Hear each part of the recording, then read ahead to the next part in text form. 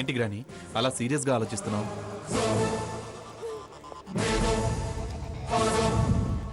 నువ్వు సీరియస్గా చెప్పిన విషయాన్ని నేనెందుకు ఈజీగా తీసుకున్నానా అని. సారీరా. ఇప్పటికైనా నిజం తెలుసుకున్నావు. మళ్ళీ ఎందుకు వాళ్ళకి ఛాన్స్ ఇస్తున్నావు గ్రాని? మనకి చెడ్డ పేరు రాకుండా ఉండడానికి రా.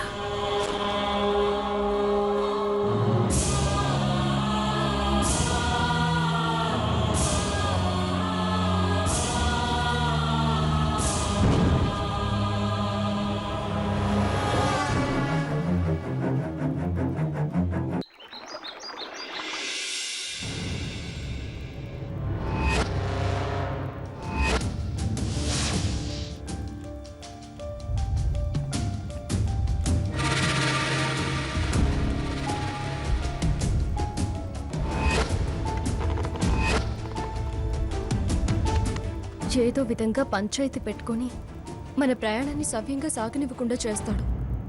నువ్వు ఇప్పుడు అతనితో ఏం గొడవ పెట్టుకోకు. వాడి గురించి నాకు తెలియదని చెప్తున్నావా సీత? వాడు నోరు తెరిస్తే ఎవరితో తాళం వేయించాలో నాకు తెలుసు. నువ్వు పద.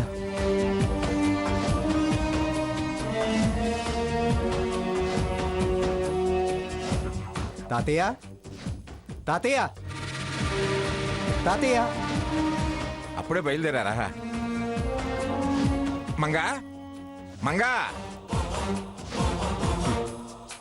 నేనేమన్నా అంటానని ఒకరు ఇంకొకళ్ళని పిలుచుకుంటున్నారు. ఏం కొంపలు మునిగిపోయాయని పొద్దున్నే అలా అరుస్తున్నారు? ఇవి అరుపులు కావే, పిలుపులు. కొంపలు మునుగుతుంటే పిలవటం లేదు, మునగకుండా కాపాడటానికి బయలుదేరిన వీళ్ళని ఆశీర్వదిస్తావని పిలుస్తున్నా. రేయ్, నానమ్మ ఆశీర్వాదాలు తీసుకుని బయలుదేరండి. ఆశీర్వాదాలు అందుకొని వెళ్ళడం కాదు, 48 అవర్స్లో సాక్ష్యంతో సహా మీరు ఇక్కడ ఉండకపోతే స్వర్ణని మీ అమ్మా నాన్నల్ని బజార్లో నిలబెడతా.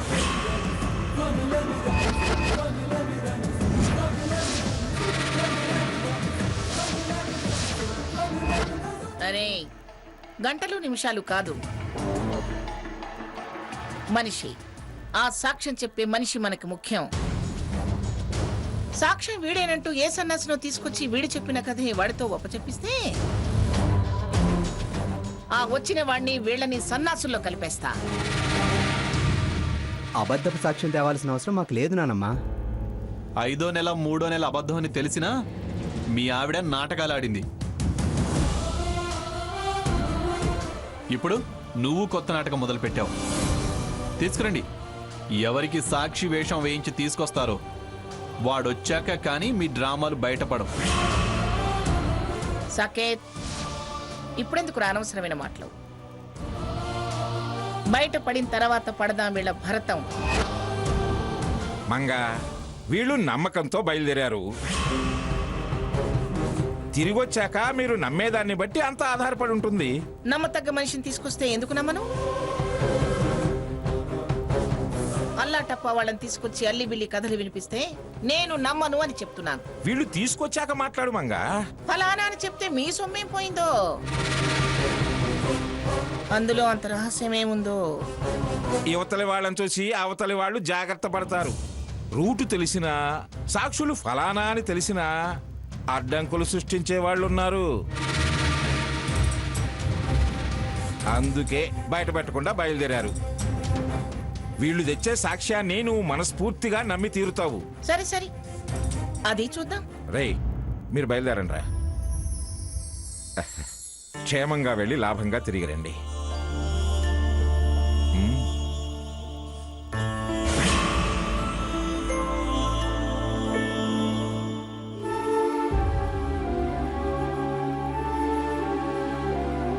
సరే సరే, మీరు వెళ్ళండి రా. పద సీత.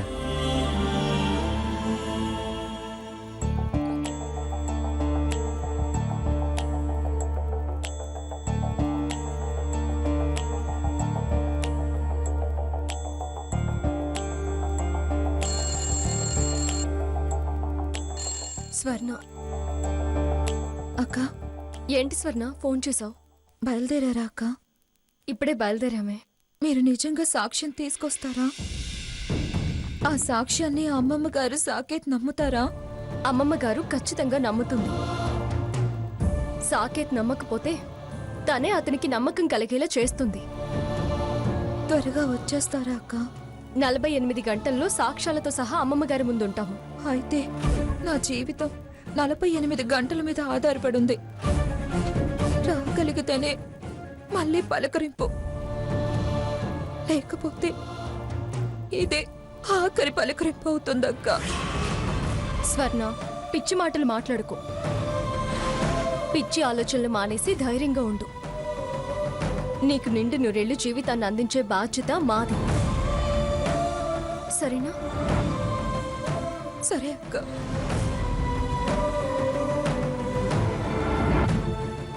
పదరకు.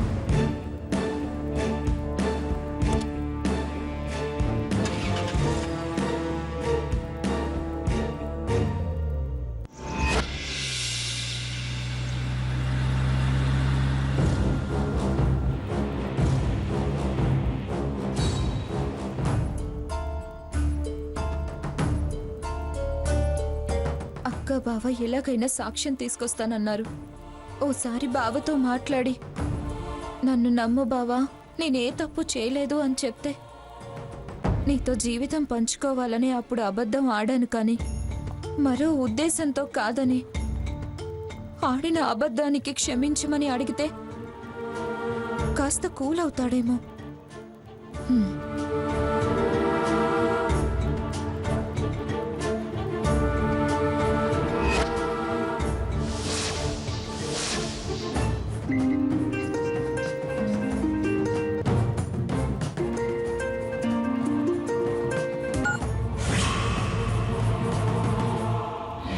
ఎంత ధైర్యం దీనికి?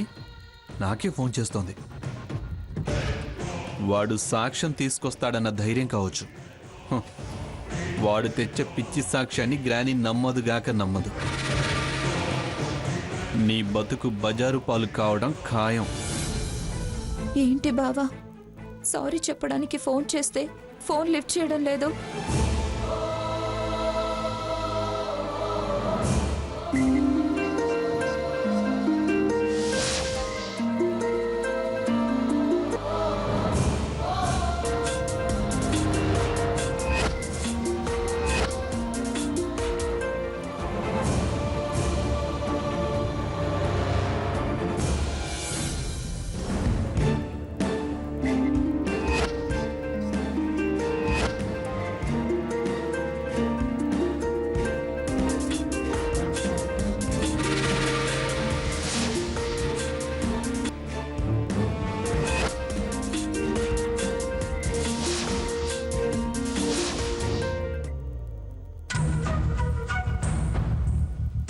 చాలా కోపంగా ఉన్నట్టుంది బావకి నా మీద.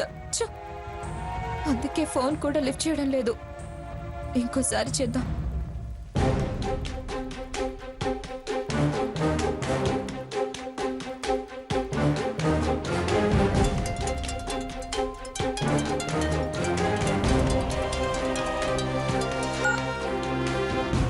హలో, అమ్మా, నేను మేనేజర్ ఆనంద్ను మాట్లాడుతున్నాను. ఇవాళ బోర్డు మీటింగ్ ఏర్పాటు చేశారు. తమరు ఎన్ని గంటలకు వస్తారమ్మా? ఏం మాట్లాడుతున్నావు నువ్వు? చైర్మన్ని. నేను ఏర్పాటు చేయాల్సిన బోర్డు మీటింగ్ నాకు తెలియకుండా ఎవరు ఏర్పాటు చేశారు? ఎప్పుడు వస్తారు అని నన్ను అడుగుతావే? ఏం మేనేజర్ అయ్యా నువ్వు? కాస్తైనా కామన్ సెన్స్ ఉందా నీకు? భాగీరథి దేవి గారు అరేంజ్ చేయమన్నారమ్మా. భాగీరథ మీటింగ్ అరేంజ్ చేసే అధికారం ఆవిడకెక్కడిది? మీటింగ్ లేదేం లేదు. నేను చెప్పంది అరేంజ్ చేయొద్దు. అర్థమైందా? అర్థమైందమ్మా. మేము డిస్టర్బెన్స్ లో ఉన్నామని తెలిసి కావాలని మీటింగ్ ప్రపోజల్ పెట్టింది. చెబుతా దాని సంగతి.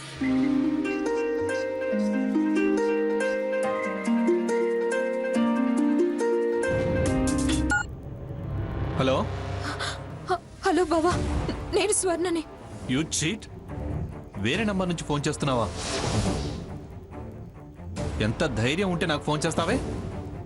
పెట్టే ఫోన్. అయ్యో బావా, ప్లీజ్ బావా, ప్లీజ్ ఒక్క మాట నేను చెప్పేది విను ప్లీజ్ బావా.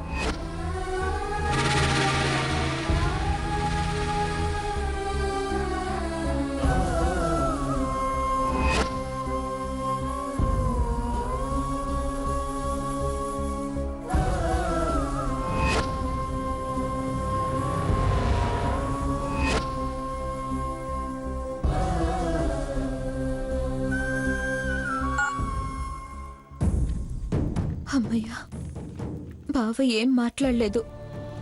అంతా విన్నాక కొంచెం కోపం తగ్గినట్టుంది. Thank you sister. It's okay madam, మీరు రెస్ట్ తీసుకోండి.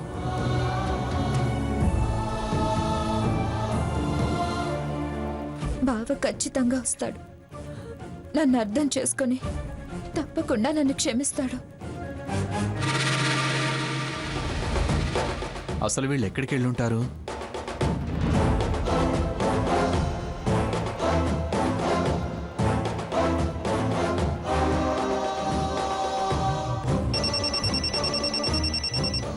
Hello sir. ఏమైంది? ఆ కార్ని ఫాలో చేస్తున్నావా? ఎస్ సార్, ఫాలో చేసిన సార్. వాళ్ళు ఫారెస్ట్ రూట్లో వెళ్తున్నారు సార్. వాళ్ళు ఎక్కడ ఆగినా సరే ఆ అడ్రస్ నాకు చెప్పు. అలాగే సార్.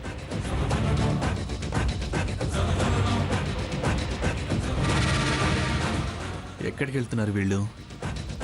సాక్ష్యం చెప్పేవాళ్ళు ఎవరున్నారు? హ, అంతా ఏదో టైం ల్యాబ్స్ ప్లాన్ తప్ప. అయినా చెయ్యని కాపురానికి సాక్ష్యం ఏంటి? ఆలోచించటం టైం వేస్ట్.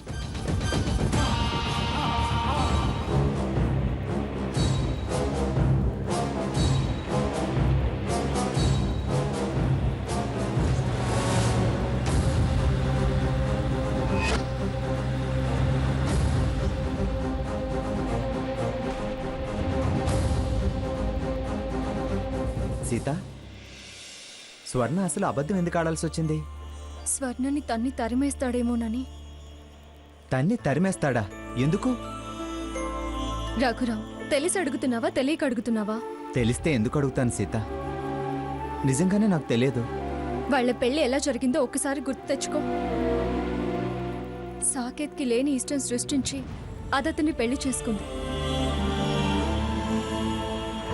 పెళ్లికి ముందే ఈ తెగదెంపులు, ఈ సంబంధానికి మీకు ఒక నమస్కారం, శతకోటి వందనాలు. నాకు స్వర్ణకి ఏ సంబంధం లేదు. సాక్ష్యం లేని సీతా రఘురాముల్నే అనుమానించావు. నేను కలిసిన సిచ్యువేషన్ వేరు. నువ్వు వాణ్ణి పెళ్లి చేసుకుంటావా? చేసుకుంటాను. నా బతుకు నవ్వులు పాలు చేయాలని చూసి తన స్వర్ణకి 3 ముళ్ళు వేయాల్సి వచ్చింది. అది అతని కోపానికి కారణం. అయినా ఆ కోపమే కదా అతనికి అన్నిటికన్నా ముందుండేది. అందుకే ఇది భయపడుతోంది. తాతయ్య గారు సలహా ఇచ్చారు, ఇది దాన్ని పాటించింది. అదే ఇప్పుడు దాని ప్రాణాల మీదకి తెచ్చిపెట్టింది. ప్రాణాల మీదకి రావడం ఏంటి? బలమైన సాక్షి ఉంటే. ఆ సాక్ష్యానికి సాకేత్ ఎంత విలువిస్తాడో ఏమో. నానమ్మకి చాలా నమ్మకమైన మనిషి. తప్పకుండా ప్రాబ్లం సాల్వ్ అవుతోంది. వర్రీ అవ్వాల్సిన అవసరమే లేదు.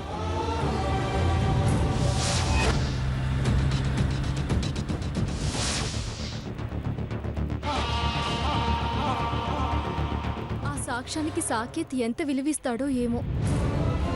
నానమ్మకి చాలా నమ్మకమైన మనిషి. తప్పకుండా ప్రాబ్లం సాల్వ్ అవుతోంది. వర్రీ అవ్వాల్సిన అవసరమే లేదు.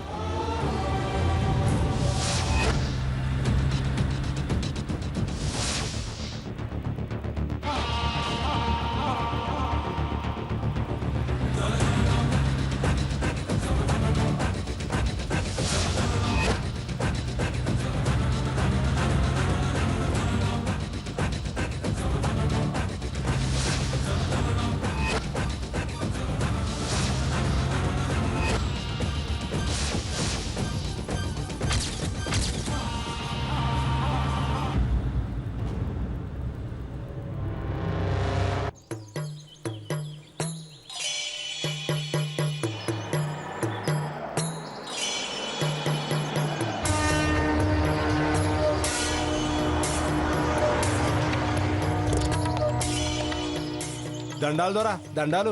నమస్కారం. ఏంది దొరా, మా గూడెం వెతుకుంటూ వచ్చారు? ఏదైనా పనిపడిందా?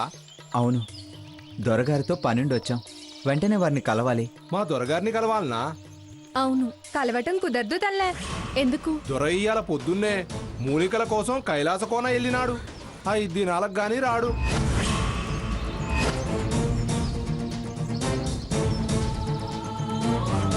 దినుసులు మూలికలు సంజీవిని తీసుకొని వస్తాడు. 5 రోజుల దాకా రారా? రాడు దొర. మూలికలు తెత్తేనే కదా మళ్ళీ వానముసురులకి పిల్లా జల్లా మంచాన పడకుండా కాపాడుకోగలిగేది. పోనీ దొరొచ్చేదాకా మా గూడెంలో ఉండండి. అలా ఉండడం కుదరదండి. అట్టాగైతే వెళ్ళి మళ్ళీ రండమ్మా. దొరను కూడా మా వెంట తీసుకువెళ్ళాలి. ఎట్టెట్టెట్ట దొరని ఎంటెట్టుకెళ్ళాలా? ఎందుకు? ఆయనతో పనుంది.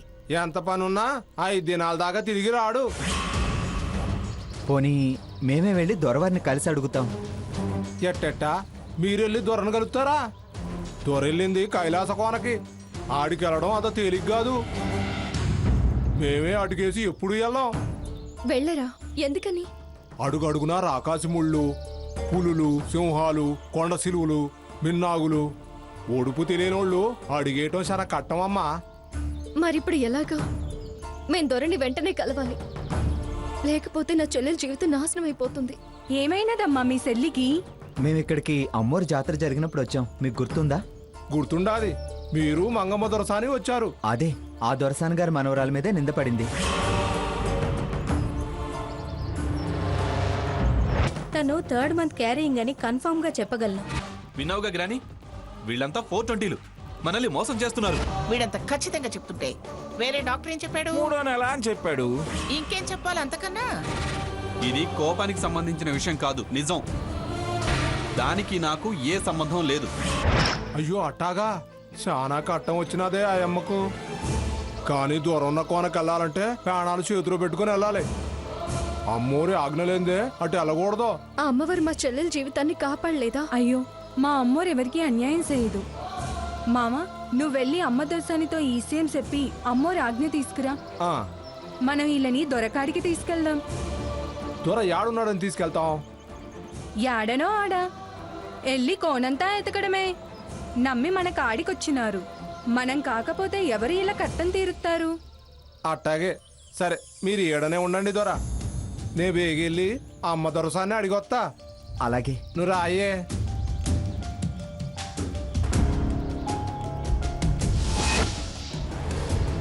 వెళ్ళి కోనంతా ఎతకడమే. నమ్మి మన కాడికొచ్చినారు. మనం కాకపోతే ఎవరు ఇలా కట్టం తీరుస్తారు?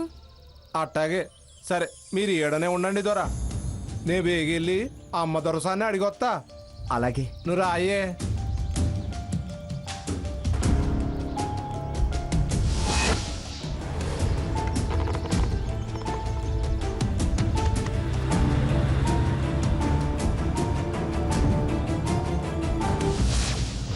అయితే నా జీవితం 48 గంటల మీద ఆధారపడి ఉంది. రాగలిగితేనే మళ్ళీ పలకరింపు.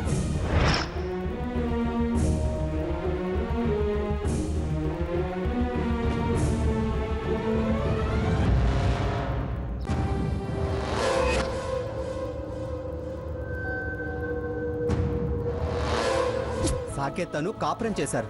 దానికి సాక్ష్యం ఉంది. కనుక 48 గంటలు టైం ఇస్తే నేరుగా నీ ముందే ప్రవేశపెడతాం.